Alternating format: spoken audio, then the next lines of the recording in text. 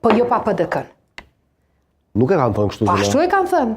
Zona Gërvalla, kjo është interpretim. Po ky është interpretimi, po unë secili njeri ka interpretimet e mia po jap sot këtu se nuk jam shkencëtare që t'jap interpretime. Unë dua të ndalem në fakte.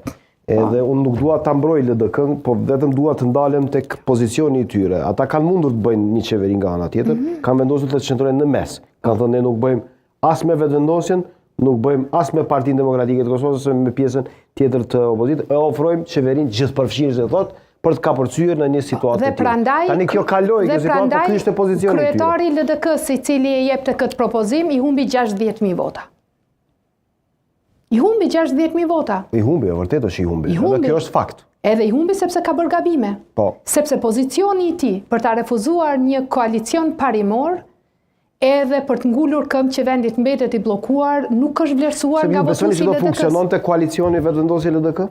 Edhe bashkë me Juve natyrisht? Pa tani, pa e provu, nuk mund ta disha funksionon apo nuk funksionon. A besoni që do të funksiononte, po them, kështu në kuptimin po të mos kishin besuar që të kishin besuar që nuk funksionon, atëherë me siguri që nuk e kishin bërë ofertën.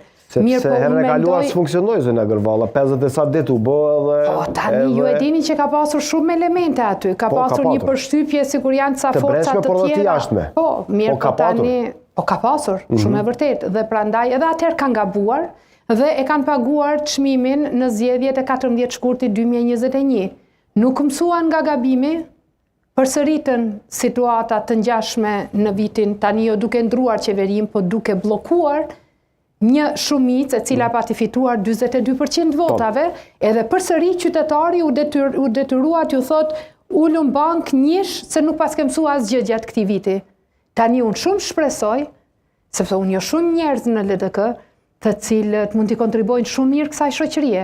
Po shpresoj që ky leadership i LDK-s të heqë dorë nga një strategji shkatruese për LDK-n dhe të zërmend. Po ajo është çështje e tyre të drejtën. Ne prandaj kemi partinë tonë, po dua të them që votuesi tradicional i LDK-s nuk është më jetim. E ka një adresë ku mund të votoj, ku mund t'i shohë të përfaqësuara interesat. E sa i përket deklaratave të kryeministrit, përbesë është pak e lodhshme, kur gjithçka e nisim nga prerja e kërthizës. Në çfarë aspekti? Po të gjithë kemi pasur një zhvillim të caktuar gjatë dekadave. Tani, Donika e vitit 1992 nuk është Donika e vitit 2026. Po, e vërtet. Sepse edhe mosha, edhe përvoja, edhe kryeministri Kurti gëzon mbështetje për veprimet e tij shumë të guximshme.